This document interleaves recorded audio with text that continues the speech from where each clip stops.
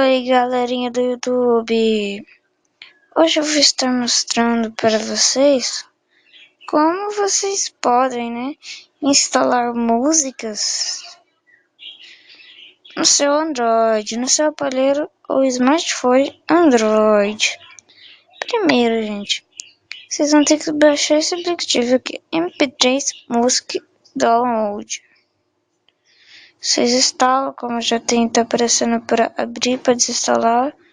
Aí eu vou abrir aqui pra vocês. Eu tava tentando aqui o da Anitta e deu certo, gente, ó. Música internacional, né? E música internacional. Aqui. Vamos procurar aqui Link Park. Eps, deixa. Peraí, gente, que eu digitei o nome errado, tá?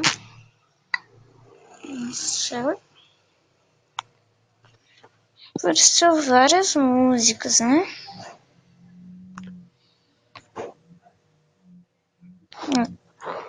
Bom é que é pequenas as músicas também, né? Vou pedir as músicas da música que você baixar. Quero essa aqui, ó. Entende, né?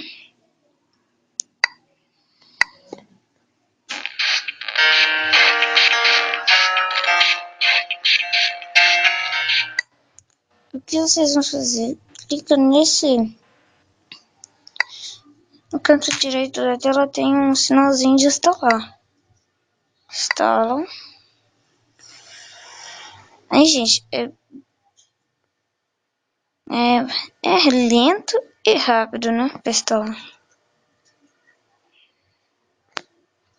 Mais ou menos, mais ou menos. Então, o que vocês vão fazer, né? Você clica ali onde tá certo, beleza? Aí pronto, gente. Aí já vai estar instalando. Deu um buguinho aqui. Não sei porque deu esse bug, né? Depois vou ver ali.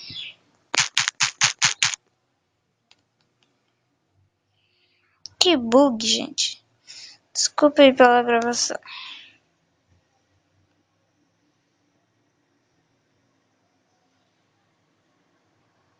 Desculpa aí, gente. Aí, já foi, ó. Entende? Já instalou, né?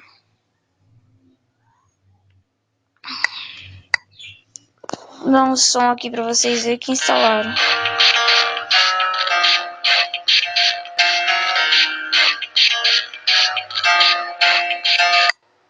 Então é isso, galera. Se vocês gostaram, dá um curtir aí. Se não gostaram, não, tá? E esse foi o meu vídeo, né? Dá um curtir aí, né? Peço que faça comentários também para o meu próximo vídeo, né? Faça comentários aí, porque eu vou fazer de tudo pra fazer o que vocês querem, né? Então, beleza, galera. Falou!